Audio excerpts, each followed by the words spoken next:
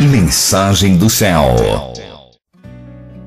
Fizesse para vocês, mas lembre-se, querido meu, querida minha, tudo que o Pai pede que eu fale com você, primeiro Ele está tratando comigo, não é, queridos? É eu que estou ali, não é? Não pense vocês que eu não sou ministrada aqui, eu me sinto honrada por poder fazer o estudo para vocês, porque aí o Eterno está tratando com a minha vida todo o tempo, me ministrando, pedindo, filha, olha, aqui tem uma granada, não é? Olha, aqui tem uma mina enterrada, não é? Nós estamos numa guerra, meus queridos. Eu espero que você possa compreender a grandeza desta guerra. Até quem fez atos aí, quem está fazendo atos da Ruach Kodesh comigo ali, tem acompanhado. Nós falamos anteontem um pouquinho da guerra que Yeshua travou, não é?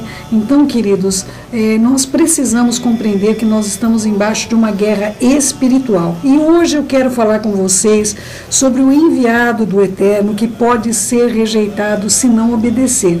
Queridos, eu não estou falando de pessoas que se desviam, não é? Eu não estou falando de pessoas que se desviam. Eu estou falando de pessoas que não se desviam. Por isso que esse tema é diferente de eu tratar de uma vida de alguém que entrou em pecado, não é? Eu estou falando de alguém que desobedeceu com um coração sincero, não é? Então, por isso eu quero chamar a sua atenção, porque se essas pessoas fizeram isso, eu posso fazer isso, você pode, eu preciso das suas orações sobre o nosso ministério. Queridos, eu não quero passar por isso. Foi uma das ministrações mais complexas que eu tive da parte da Ruach Kodesh, de entendimento, está tão claro, porém num único versículo na Escritura inteira. Mas olha só, os exemplos estão na Escritura toda. Vamos lá? Números 2, versículo 1 em diante. Chegando os filhos de Israel, toda a congregação ao deserto de Zim, no mês primeiro, o povo ficou em Cádiz, e ali morreu Miriam, e ali foi sepultada. Não havia água para o povo, então se juntaram todos contra Moshe e contra Arom. O povo contendeu com Moshe e disseram: antes nós tivéssemos perecidos quando nossos irmãos morreram perante o Senhor, por que nos trouxeste a congregação do Senhor a esse deserto para morrermos aí, nossos animais, nossos filhinhos? E por que fizeste-nos subir do Egito para trazer a este mau lugar, que não tem cereais, nem figos, nem uvas, nem romãs, nem água para se beber? Então Moshe e Arão se foram diante do povo para a porta da tenda da congregação e se lançaram sobre o seu rosto na terra, e a glória do Senhor lhes apareceu. Disse o Senhor a Moshe: toma o bordão. Bordão é aquele... É tipo um cajado, viu, queridos? O bordão é como um cajado alto, não é? Toma o bordão, ajunta o povo, tu e Arom, teu irmão, e diante dele falai a rocha, vou repetir de novo, falai a rocha, e ela dará água, pois lhes tirarei a água da rocha e darei a beber à congregação os seus animais. Então Moshe tomou o bordão diante do Senhor, como lhe tinha ordenado. Moshe e Arom reuniram o povo diante da rocha, e Moshe lhe disse: ouvi agora, ó rebeldes, porventura faremos sair água desta rocha para vós outros? Moshe então levantou a mão e feriu a rocha 2 vezes com o seu bordão.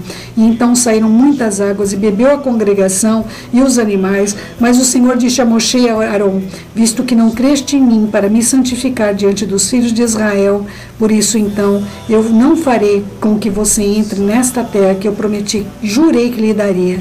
São estas águas de Meribá, porque os filhos de Israel contenderam com o Senhor, e o Senhor se santificou neles. Queridos, eu quero que você compreenda que Moshe tinha acabado de perder a irmã amada, a irmã que ele queria bem, não é?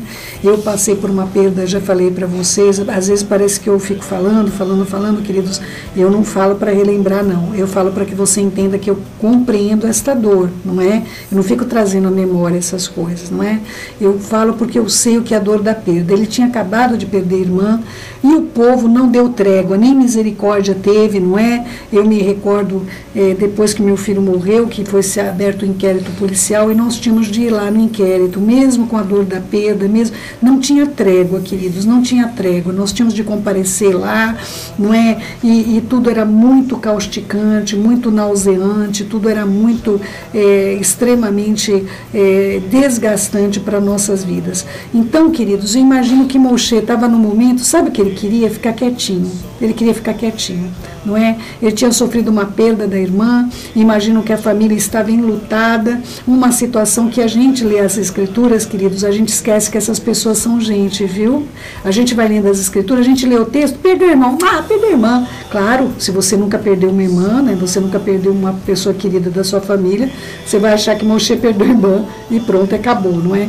Queridos, nós não podemos ler as escrituras assim. Por isso, em Atos, eu faço questão sempre de passar um filme que represente aquele momento que nós vamos estar lendo, para que as pessoas possam ter alguma identidade real com o que está escrito, queridos, não é? Queridos, a irmã dele morreu, a irmã que esteve ao lado dele, queridos, não é? A irmã que ele amava, essa irmã morreu, não é?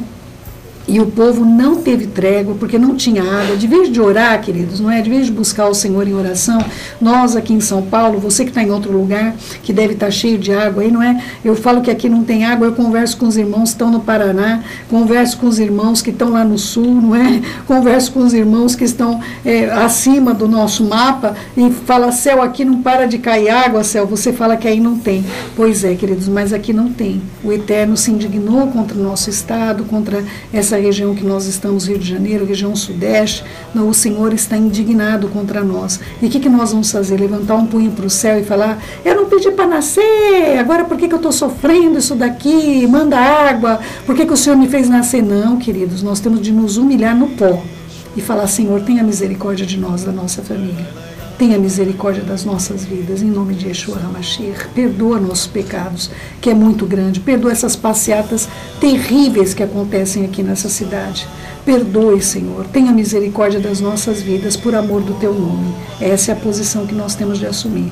Pois esse povo ia lá para Moshe e reclamava com ele, dizendo que foi ele que tirou, foi ele que fez. E o povo sempre esquecia as grandezas do que o Eterno fez, não é? E nesse momento, Moshe, lutado, não é? O Hassatan vai vir atuar na sua vida, querido meu, querida minha, eu já falei isso para você várias vezes, não é? Todas as lutas no ringue, elas têm regras, não é?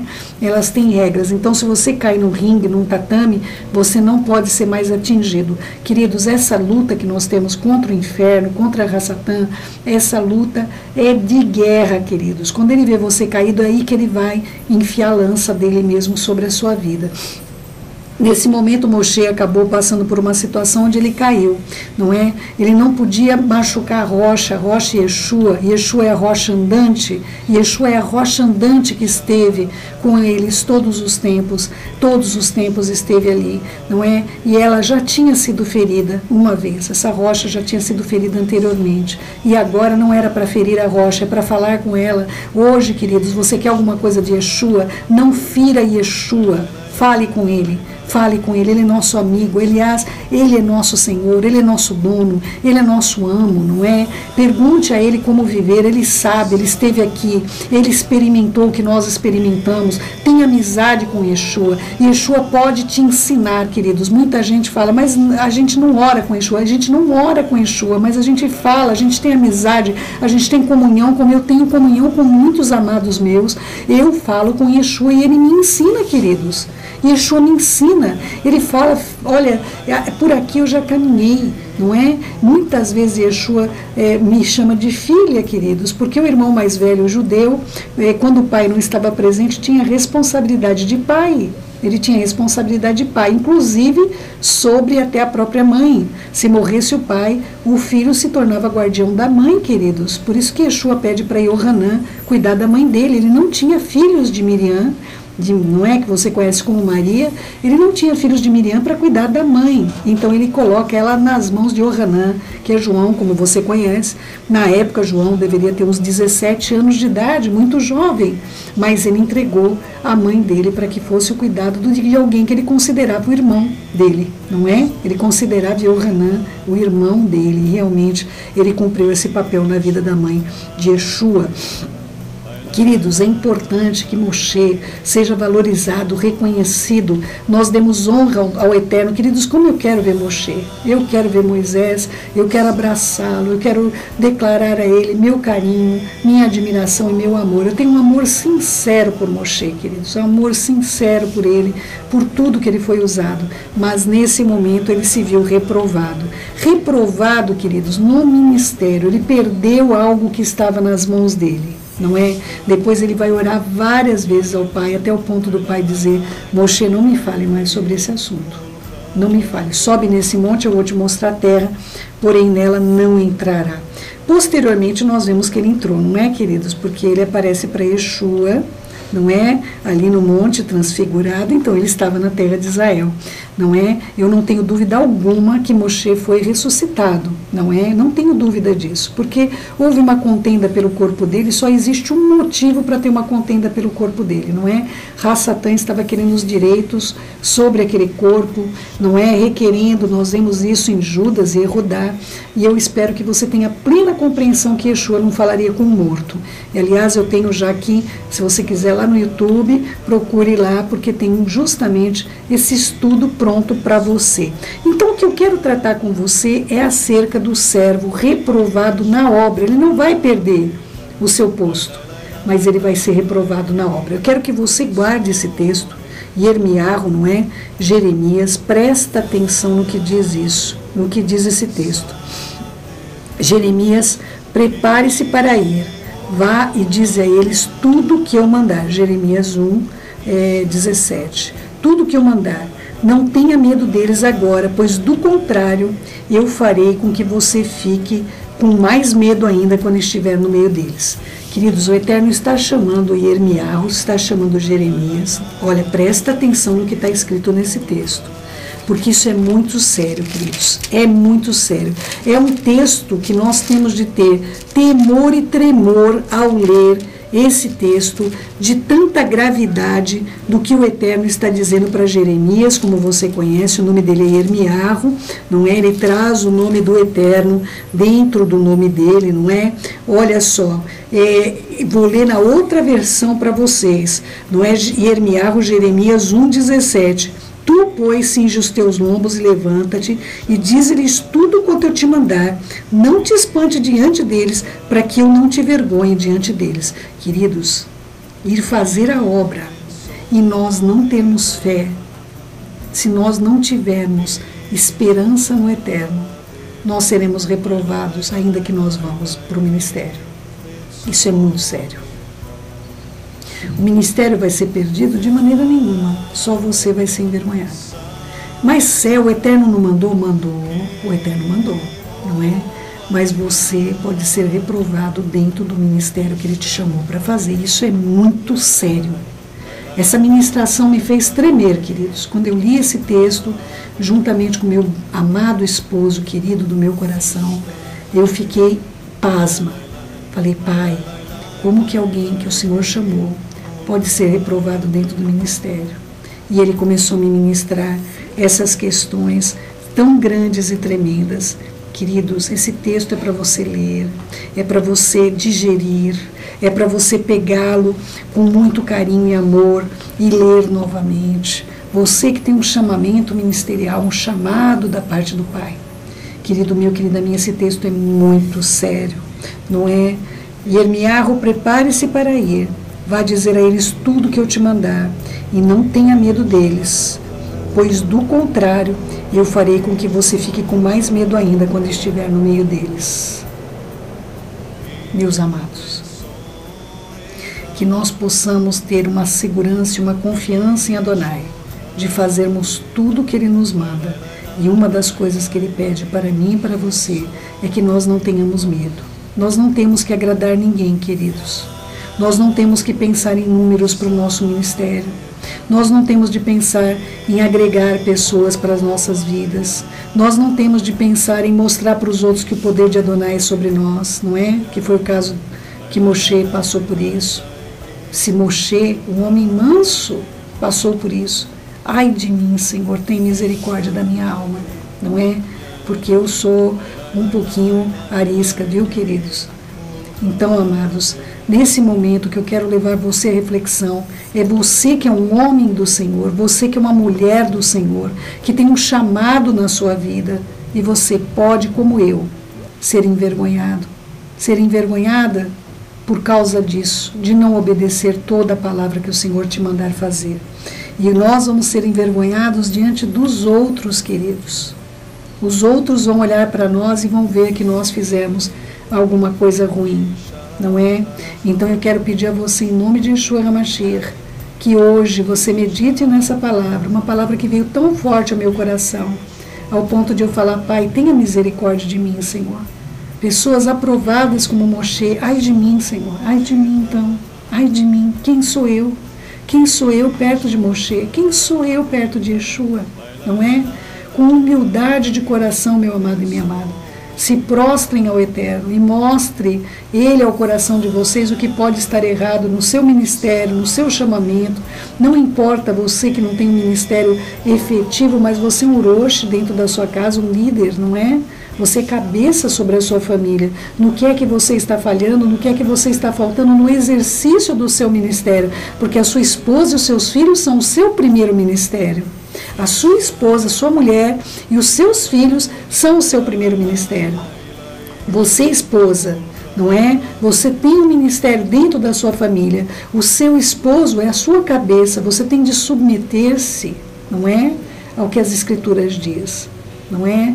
Que você possa ser um muro para esse homem. Que você possa ser uma liderança diante dos seus filhos. Que vocês possam ter comunhão e unidade. Não é? Filhos, vocês têm ministério, não é? Seu ministério é de estar a serviço do Eterno dentro da sua casa, na obediência dos seus pais. Se eles estão errados, ore por eles. O Senhor é poderoso para mudar o coração deles, não é? Nós temos um ministério de fidelidade com nossas amizades, de fidelidade com a família do Pai. Como é que você está exercendo esse ministério, não é? Olha, queridos, quero concluir aqui esse estudo para você com 2 Timóteo 2,15. Procura apresentar-te a Deus aprovado, como obreiro que não tem do que se envergonhar, que maneja bem a palavra da verdade e evita igualmente falatórios inúteis e profanos, pois os que dele usam passarão a impiedade ainda maior. Queridos, não se deixem ser provocados por palavras, por postagem no Facebook. Hoje em dia, eu não posso mais falar só de palavras, não é? Tem de falar das postagens no Face. Eu tenho tanta gente ferida no Face, não é? Já até falei para vocês, queridos, não está seu nome lá, não é para você, não é? Tem um monte de gente sofrendo com indireta. Quem me ensinou isso foi meu marido, não é? Está escrito o seu nome, querida? Não é para você, não é? Então, queridos, que você possa aprender a não deixar que esses sentimentos te magoem, porque Moshe foi profundamente magoado por um povo que nem sequer reconheceu o luto que ele estava vivendo da irmã, não é? Esse povo não levou em conta, nem em consideração, e foi uma coisa usada para que o relacionamento dele com o pai fosse afetado. Isso é gravíssimo, queridos, não é? Que você possa guardar esse texto de Jeremias 1:17. Não permita, queridos, que o seu ministério entre em desaprovação. O ministério vai prosseguir, mas aí você vai seguir desaprovado diante do Eterno. Não faça isso, não é? Essa é a mensagem que eu tinha para te trazer da parte do Eterno. E eu desejo que crie raízes, que, olha, possa ser uma árvore extremamente frutífera na sua vida. Se você aprender essa partezinha, uma parcela, uma porção das Escrituras, e nós vamos poder dizer: Moshe, valeu a pena, mesmo o que você viveu, como exemplo para nossas vidas, que isso redunde em bênção e em galardão para a sua vida, porque nós aprendemos com você como não fazer, não é? Então vamos acrescentar galardões a Moshe, tá bom? Com todo o carinho e amor que nós temos também por ele, porque o Eterno sabe o quanto eu louvo a vida dele por ele ter enviado também Moisés, para as nossas vidas como um grande exemplo de um homem que serviu ao Senhor com todo o coração.